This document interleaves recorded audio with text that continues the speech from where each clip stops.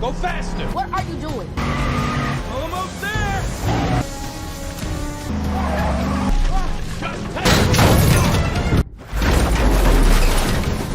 What are you saying? We're in a lot of fucking trouble here!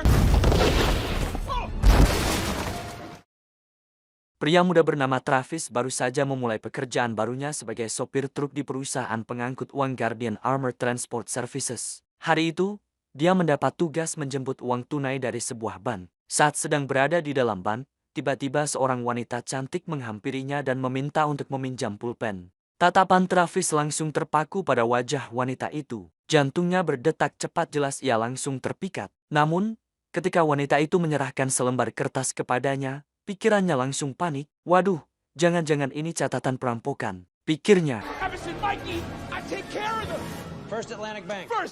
Tapi ternyata, wanita itu tersenyum dan memperkenalkan diri sebagai Zoe, lalu mengatakan bahwa kertas itu hanyalah berisi nomor teleponnya. Sementara itu, di tempat lain, seorang pria paruh baya bernama Russell, karyawan senior Guardian, sedang bersiap untuk berangkat kerja. Hari itu spesial, karena ia baru saja merayakan ulang tahun pernikahan ke-25 dengan istrinya, Natalie. Russell berjanji, dalam 6 bulan ia akan pensiun agar mereka bisa membuka penginapan kecil mimpi yang telah lama Natalie impikan. Ia bahkan sudah merencanakan malam itu akan makan malam romantis di tempat kencan pertama mereka. Namun, sesampainya di kantor, harapan itu sedikit sirna. Bos mereka, Clark, malah memberinya rute kerja yang lebih panjang, padahal Russell sudah meminta shift singkat sejak seminggu lalu. Clark hanya berkata, "Kamu karyawan terbaik kami, jadi kami butuh kamu di rute itu."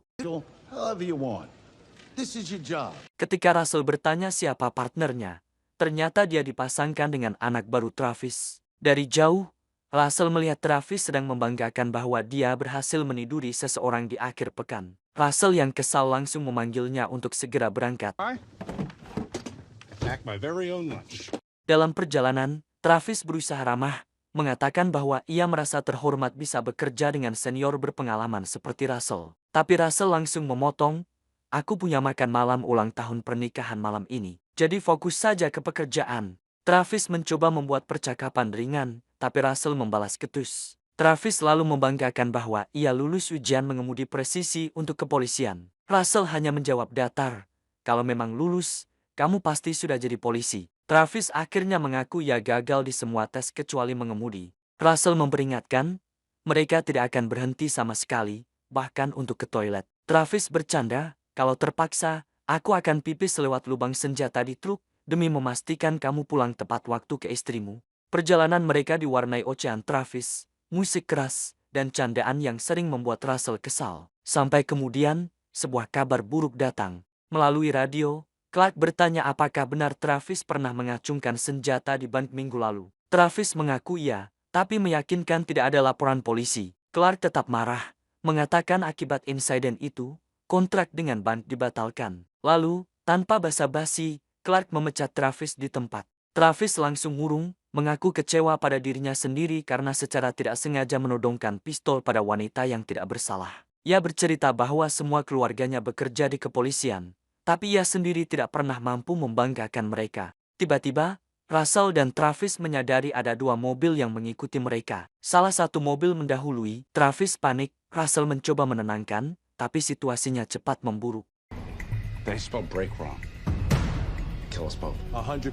Para pengejar melemparkan gas air mata ke dalam truk. Travis hampir kehilangan kendali, tapi Russell menyiramkan minuman energi ke matanya agar tetap fokus. Salah satu ban ditembak, namun mereka berhasil kabur untuk sementara. Belakangan, diketahui bahwa dalang perampokan itu adalah Joey, wanita yang sempat menghabiskan malam dengan Travis. Ia memimpin 2 rekannya, Miguel dan Benner, dengan target rampokan senilai $60 juta. Ban truk yang rusak membuat mereka harus berhenti untuk memperbaiki, tapi Zoe dan timnya berhasil menemukan mereka. Go faster! What are you doing? Almost there!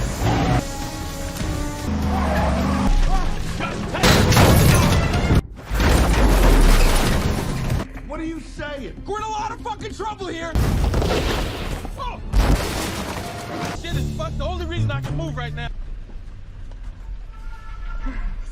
Dalam bentrokan, Travis dan Russell akhirnya tertangkap. Saat helm penutup wajah perampok dibuka, Travis terpaku itu Joey. Saat itulah ia teringat bahwa saat mabuk, ia telah menceritakan segala detail pekerjaannya kepada wanita itu.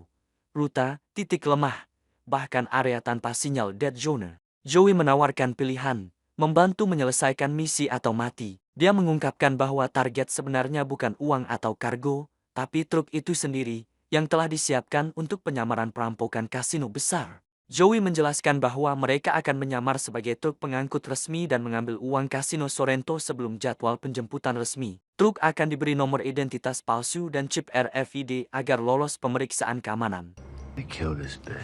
Di restoran sebelum aksi, Joey mengaku punya dendam pribadi. Ayahnya dulu bekerja sebagai penjaga di kasino itu. Ketika kebakaran terjadi, ia menyelamatkan nyawa banyak orang tapi meninggal tertimpa pintu keamanan yang otomatis menutup. Bukannya mendapat penghargaan, keluarganya malah disalahkan dan ditinggalkan tanpa kompensasi. Sejak itu, Joey bersumpah akan mengambil kembali uang dari kasino tersebut. Truk tiba di kasino lebih awal dari jadwal. Awalnya, penjaga curiga, tapi setelah RFID dipindai, mereka diperbolehkan masuk. Well, You haven't heard what happened? no, what?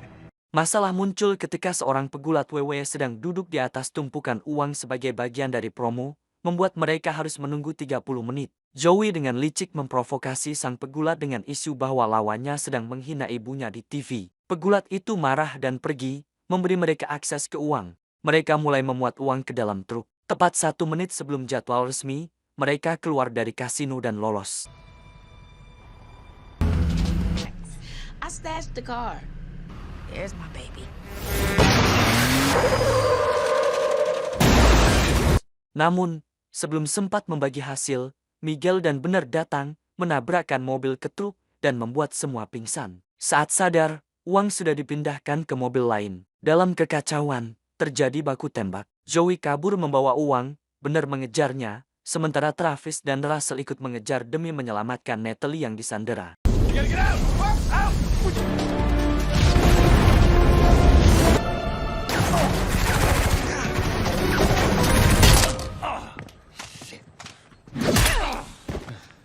Joey menawarkan Travis untuk kabur bersamanya. Travis menolak, meski Joey tetap mencium bibirnya sebelum pergi. Saat diinterogasi polisi, Travis menemukan Joey telah menyelipkan nomor teleponnya. Ia menelannya untuk melindungi wanita itu. 6 bulan kemudian, Joey terlihat bersantai di Bali. Travis, kini calon polisi, menelepon dan mengatakan ia akan datang. Sementara itu, Russell dan Natalie berhasil membuka penginapan impian mereka. Suatu pagi, Russell menemukan paket misterius di depan pintu. Isinya, rahasia yang hanya diketahui Joey.